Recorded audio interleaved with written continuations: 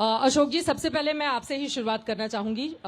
कई बार सावरकर को लेकर कई तरह की आलोचनाएं हम लगातार सुनते हुए चले आ रहे हैं।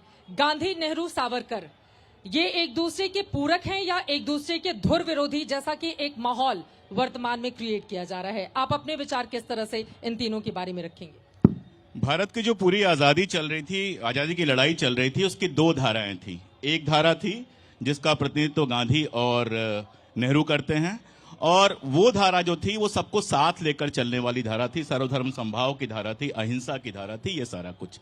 दरअसल सावरकर दूसरी धारा के भी प्रतिनिधि नहीं माने जा सकते हैं, क्योंकि काला पानी से निकलने के बाद आजादी की लड़ाई में उनकी कोई भूमिका नहीं है। 1937 में जब वो आजाद होते हैं तो वो हिंदू महासभा के अध्यक्ष बनते हैं, और 37 से लेकर 47 तक आजादी की लड़ाई में उनका कोई हस्तक्षेप दिखाई नहीं देता है।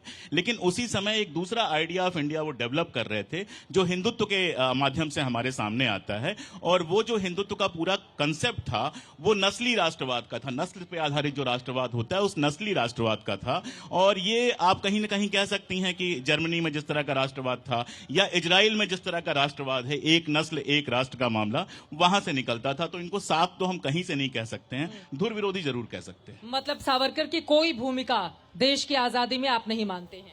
देश की आजादी में हर उस आदमी की भूमिका है जो 1 घंटे के लिए भी जेल गया, जो 1 घंटे के लिए भी किसी मूवमेंट में गया। सावरकर 10 साल जेल में रहे, तो ये कहना कि सावरकर की कोई भूमिका नहीं है, ये कृतज्ञता होगी। मैं इस भाषा में बात नहीं करता हूं। वो जेल गए, उन्होंने एक जमाने में लड़ाई लड़ी। सबसे बड़ी भूमिका तो मैं ये मानता हूं कि 1857 पर पहली हिंदी में शानदार किताब आई, मराठी में लिखी थी लेकिन वो हिंदी में अनुवाद हुई, और इंग्लैंड में रहने का पूरा फायदा उठाया उन्होंने। 1857 के जब 50 साल पूरे होते हैं तो वहां पर कार्यक्रम किया जिसमें 25-26 लोग गए। अगर 2-2.5 लोग जाते तो भी मैं उसको बहुत महत्व देता, क्योंकि लंदन में बैठ के 1857 के समर्थन में करना एकदम से बड़ी बात थी। मैंने जो कोट किया है वो ब्रिटिश गुप्तचर जो रिपोर्ट है, वहां पे ब्रिटिश गवर्नमेंट की जो रिपोर्ट थी उस कार्यक्रम पे, उसमें 26 लोग लिखा हुआ है। और मैं फिर कह रहा हूं कि अगर 2.6 लोग भी गए होते तो भी मैं सलाम करता इस हिम्मत को कि आप इंग्लैंड में बैठकर ऐसा कार्यक्रम कर रहे हैं। मैं बहुत साफ कह रहा हूं। लेकिन 2 सावरकर हैं, एक जेल में जाने से पहले और एक माफिया मांगकर जेल से रिहा होने के बाद। जो पहले सावरकर हैं वो मेरे लिए भी सम्माननीय है, वो हर भारतीय के लिए सम्माननीय है। लेकिन दुर्भाग्य से जो दूसरे सावरकर हैं जो जेल से बाहर निकल के आते हैं, उनकी आजादी में तो भूमिका छोड़ दीजिए, और उनकी देश के धार्मिक ध्रुवीकरण में वैसी ही भूमिका है जैसी मोहम्मद अली जिन्ना की भूमिका थी। संगीत रागी जी, आप लोग सावरकर को जिस रूप में लेकर चलते हैं और वर्तमान में भी उसके नाम पर वोट की पॉलिटिक्स बहुत हो रही है, अशोक जी कह रहे हैं कि वो सावरकर जो जेल गए और माफी मांगकर जो बाहर आए, दोनों में जमीन आसमान का फर्क रहा।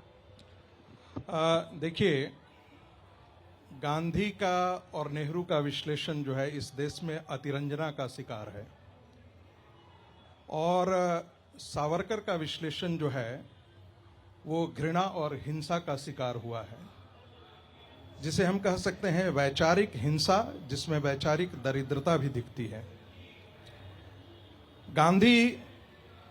यही गांधी जो है 4 मई 1940 को हरिजन में लिखते हैं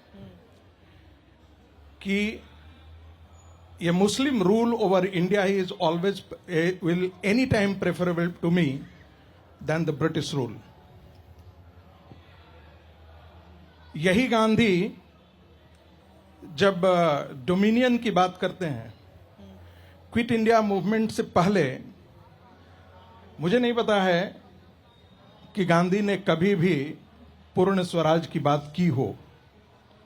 1941 में यही गांधी, और उससे आगे भी, 2 अगस्त 1942 को 2 अगस्त 1942 को जिन्ना को लिखते हैं कि भाई यदि ब्रिटिश मुस्लिम लीग को यदि सत्ता दे दे तो मुझे कोई दिक्कत नहीं है। आपको ध्यान होना चाहिए कि सर सैयद और जिन्ना दोनों ये बात कहते थे कि ब्रिटेन की सत्ता जो है, ब्रिटेन को जो सत्ता मिली वो मुसलमानों के पास जो सत्ता थी उससे वहां उन्होंने सत्ता छीनी है। इसलिए जब सत्ता का हस्तांतरण हो तो ये हमारे पास होना चाहिए, ऐसी भी बात थी। मैं 2 बातें बहुत गंभीरता से कहना चाहता हूं। सावरकर एक वैचारिक हिंसा के शिकार रहने, और जो कोई भी सावरकर से ठीक से पढ़ा है वो अच्छी तरीके से जानता है कि सावरकर के प्रति जो घृणा है वो सिर्फ हिंदू मुस्लिम रिलेशन को लेकर के उनको है। गांधी चाहते थे, गांधी की ऐसी राय थी और उनका विश्लेषण था कि जब तक हिंदू और मुसलमान दोनों साथ नहीं आते हैं तब तक स्वतंत्रता नहीं जीती जा सकती है। और स्वतंत्रता की लड़ाई हम यदि लड़ भी लेते हैं तो वी विल हैव टू पे ए हेवी कॉस्ट। सावरकर इससे ठीक उलट थे। सावरकर का कहना था, और जो मैं सही भी मानता हूं, जी with Muslim, without Muslim and in spite of Muslim. यदि मुसलमान साथ हो तो, मुसलमान साथ नहीं हो तो, और मुसलमानों के बावजूद यदि हिंदू समाज संगठित होगा तो हम स्वतंत्रता की लड़ाई जीत सकते हैं। यह सावरकर की दृष्टि से। गांधी ने हिंदू और मुसलमानों को साथ लाने के लिए इस देश की वैचारिक पृष्ठभूमि का सत्यानाश कर दिया, और मैं ये बहुत गंभीरता से कह रहा हूं। गांधी ने अहिंसा का बात किया। यदि पूरी गांधी वांग्मय को हम पढ़ें तो सत्य और अहिंसा दो बड़ी बातें थी। गांधी कहते हैं कि सनातनी हिंदू कौन है? जो तिलक लगाता है वो सनातनी हिंदू नहीं है। जो वेदों मंत्रोच्चार करता है वो सनातनी हिंदू नहीं है। जो मंदिर में जाता है वो सनातनी हिंदू नहीं है। गाय की रक्षा करता है या वो, वही मेरे लिए सनातनी हिंदू का पैमाना है। लेकिन मजेदार बात है कि वही अहिंसा के पुजारी गांधी कहते हैं, और ये हरिजन में लिखते हैं, कि हिंदुओं को मांस खाना छोड़ देना चाहिए। इससे मुसलमानों के लिए प्रचुरता में मांस अवेलेबल होगा, जिससे वो गाय की तरफ नहीं बढ़ेंगे। अब ऐसा विचार और कोई कहे, ये कौन सी अहिंसा का बहाना है? लेकिन इस प्रकार कोई अकेली बात नहीं थी गांधी में। वही गांधी जब सावरकर की तारीफ किए एक बार, नहीं, तो आप लोग कई बार उसको गिनाते मैं, हैं। मैं, और वही गांधी फिर मैं आंखों में चुभते भी हैं। दो बातें और जोड़ देना चाहता हूं, फिर बाद में आएगी ही बात। हाँ। नेहरू का जेल, गांधी का जेल और सावरकर के जेल, दोनों में बड़ा अंतर है। नेहरू के जेल में जलपान भी मिलता था, चाय की चुस्की भी थी, अखबार के पन्ने भी थे, और कलम और कागज जो भी था वो पिता के पत्र पुत्री के नाम के लिए रोशनदान, सारी चीजें व्यवस्था भी थी। सावरकर जिसे दो आजीवन कारावास मिला था, 8x8 के कमरे, 6x6 के कमरे, जिसमें एक छोटी सी रोशनी है, यदि आप जाकर के देखा होगा तो अभी भी है, बिल्कुल। और जो आदमी मराठी साहित्य का बंकिम माना जाता है, जो समुद्र की लहरों से बात करके अपने नाखूनों से कविता लिखता हो, उस सावरकर की तुलना, उसके जेल की तुलना, यदि नेहरू को, ऐसा मैं मानता हूं कि यदि नेहरू को 1 महीना भी रख जाते तो पसीने छूट गए होते, और नेहरू को पता नहीं क्या क्या करना पड़ता।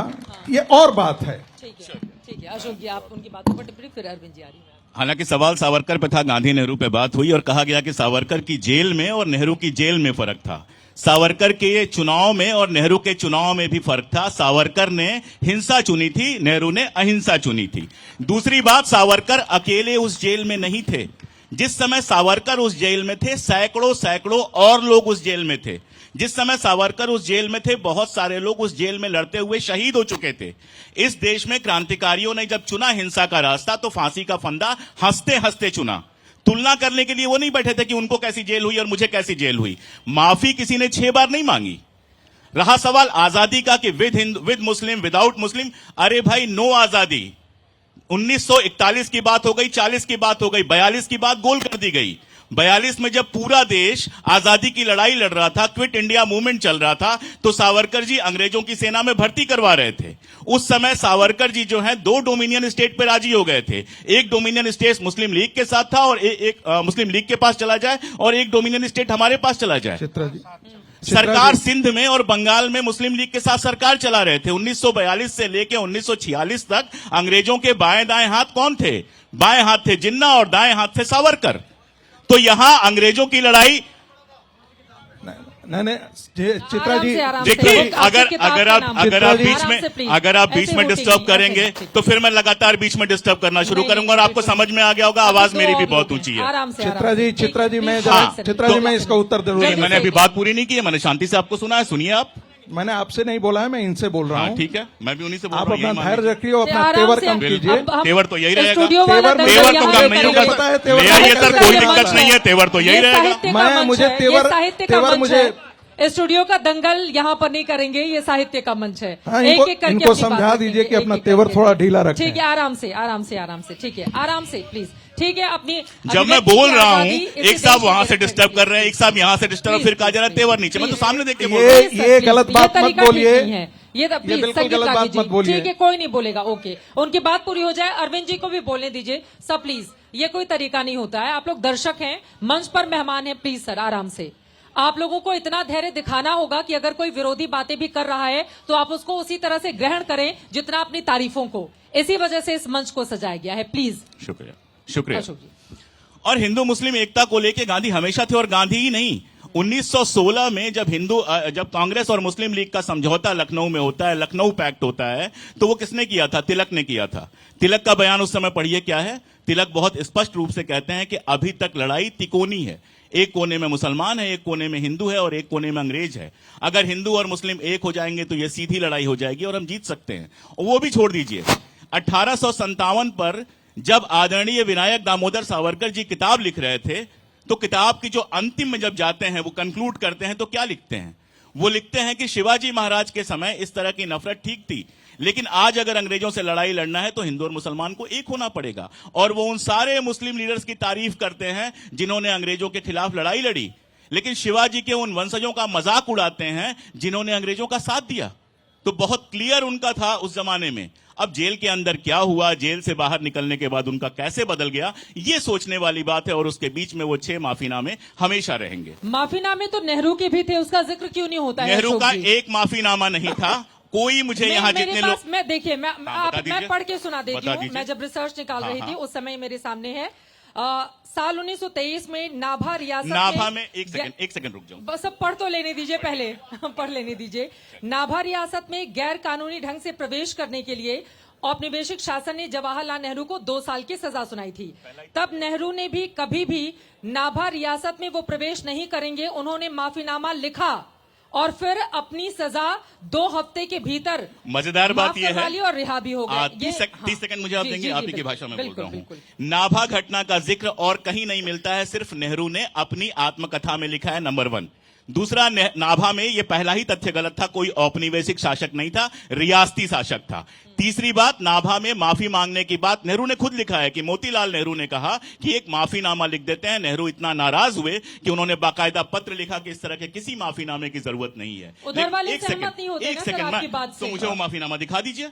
मुझे वो माफीनामा किसी अभी कहीं तो दिखा मेरे दीजिए। पास फिर नहीं तो नहीं, मैं प्लीज- उधर वालों कह रहा हूं, मैम कोई दिखा दे, कहीं दिखा दे। मैं तो 10 साल से मांग रहा हूं, कोई दिखा दे एक बार। मैं कोई जल्दीबाजी में बात नहीं कर रहा हूं। मतलब तो नेहरू ने कोई माफीनामा नेहरू ने जिंदगी में कभी कोई कहीं माफीनामा नहीं मांगा। चित्रा अब जल्दी से फिर चित्रा मैं तुरंत आ रही हूँ। Chitra ji, quit India movement जो है वो गांधी की देन थी, और अबुल कलाम आजाद को आप पढ़ लीजिएगा। गांधी के फ्रस्ट्रेशन की आवाज थी। उन्होंने लिखा है, आजाद ने, कि ना नेहरू को पता था ना हमें पता था क्विट इंडिया मूवमेंट के बारे में, न कांग्रेस वर्किंग कमेटी के किसी सदस्य को इसके बारे में जानकारी थी। क्विट इंडिया मूवमेंट को अंबेडकर ने क्या कहा? This is a betrayal to the nation. बाकी लोगों ने क्या किया क्विट इंडिया मूवमेंट से? आपको क्या मिला था? यह भी सवाल था। और दूसरी बात, हमेशा यह कहा जाता है कि उस समय क्विट इंडिया मूवमेंट पे क्या रोल था हिंदू महासभा का। ऐसे देश के 25 शहर हैं जिसमें प्रदर्शन से लेकर के सारी चीजें हिंदू महासभा ने, चौपाटी में 25,000 लोग एकत्रित थे। लेकिन जो गांधी यह कहते हो कि ये Muslim rule over India is preferable to me जो देन द गांधी ब्रिटिश। देश के राष्ट्रपिता नहीं, गांधी। सुनिए। हाँ। नहीं, जो लोग कहते हैं देश के राष्ट्रपिता हैं, उनको गांधी का हिंद स्वराज पढ़ना चाहिए। मुझे लगता है सुभाष चंद्र ठीक है। बोस ने उनको राष्ट्रपिता कहने से पहले देखिए- हिंदुराज जरूर पढ़ा होगा। सुन लीजिए, देखिए यही बदतमीजी है आराम से सर, ठीक है ठीक है ठीक है ठीक है। जिनको अरविंद बीच सर, में सर जी, जिसको सर जी, बीच भाषाएं में मुझे भी इंटरफेयर आती हैं, करने की शुरुआत आपने की ठीक है थी। ठीक है, आराम से ये सर, अपनी बीच अपनी में बात- बदतमीजी करने ठीक, की आराम से, संस्कार जो है वो सर- मुझे नहीं मालूम सर, है अगर कि ये नेहरू की तरफ से आया अगर है ये या कहां से बदतमीजी आया है तो है। इस बदतमीजी की शुरुआत आपने की थी मेरे पिछली बात में बीच में बोल के। ठीक है। दूसरी बात, नेहरू ने एक भी स्वतंत्रता की मैं कहता हूं नेहरू गांधी की देन थे, और बाद में नेहरू ने अपने लिए किया, अपना इतिहास रंजित किया और गांधी जी का किया। एक भी आंदोलन नेहरू ने, कम से कम सरदार पटेल ने किसी आंदोलन को नेतृत्व किया, नेहरू किसी एक भी आंदोलन को अपने बल पर नेतृत्व नहीं किए। आप पूरी आजादी की लड़ाई में आप देख लीजिए, एक भी मूवमेंट, जैसे मान ले कोई भी सत्याग्रह, चंपारण सत्याग्रह पढ़ते हैं, खेड़ा सत्याग्रह, एक भी आंदोलन, बड़ा आंदोलन नहीं था जिसे नेहरू ने। दूसरी बात, मैं बार बार ये क्यों कहता हूं कि गांधी कोई डेमोक्रेटिक थे, ऐसा तो नहीं है। सुभाष चंद्र बोस का किस प्रकार से उन्होंने कांग्रेस पार्टी छोड़ने के लिए मजबूर किया, गांधी का यदि वाकई डेमोक्रेसी में विश्वास होता तो वो काम नहीं करते। जब ये सबको पता था कि आजादी के लड़ाई के समय जो कॉन्स्टिट्यूएंट असेंबली बनेगा वो एक ढंग से पार्लियामेंट के तौर पे काम करेगा, और जो कांग्रेस का अध्यक्ष होगा वो जो है वो प्रधानमंत्री के पद तक जाएगा। उस समय भी कांग्रेस की कितनी वर्किंग कमेटी के लोग थे जो नेहरू के साथ थे। गांधी की जिद ने नेहरू पैदा किया, और नेहरू की जिद ने जिस देश को हमें ला करके खड़ा किया वो हम सबके सामने है। दूसरी बात, गांधी ने रिलीजियस इस्लाम को, जो एक रेडिकल इस्लाम था, जो दुनिया में आज भी नफरत पैदा करता है, उसको रिलीजियस हिंदुइज्म से रिस्पॉन्ड करने की कोशिश की। सावरकर ने उस रिलीजियस इस्लाम को, उस रिलीजियस और पॉलिटिकल इस्लाम को पॉलिटिकल हिंदुत्व से काउंटर करने की कोशिश की। अंबेडकर बार बार, यदि उनका माई थॉट्स ऑन पाकिस्तान पढ़ें, उन्होंने कहा, और ये जिन्ना ने भी कहा था 1940 में, जिन्ना ने लिखा कि मैं मौलाना से ज्यादा बेहतर इस्लाम नहीं जानता हूं, मैं भी हिंदू मुस्लिम चाहता हूं, लेकिन कुरान हमें इसकी इजाजत नहीं देता। और यही बात जो है अंबेडकर ने कहा कि हिंदू मुस्लिम एकता हो नहीं सकती, क्योंकि theology of Islam doesn't permit it.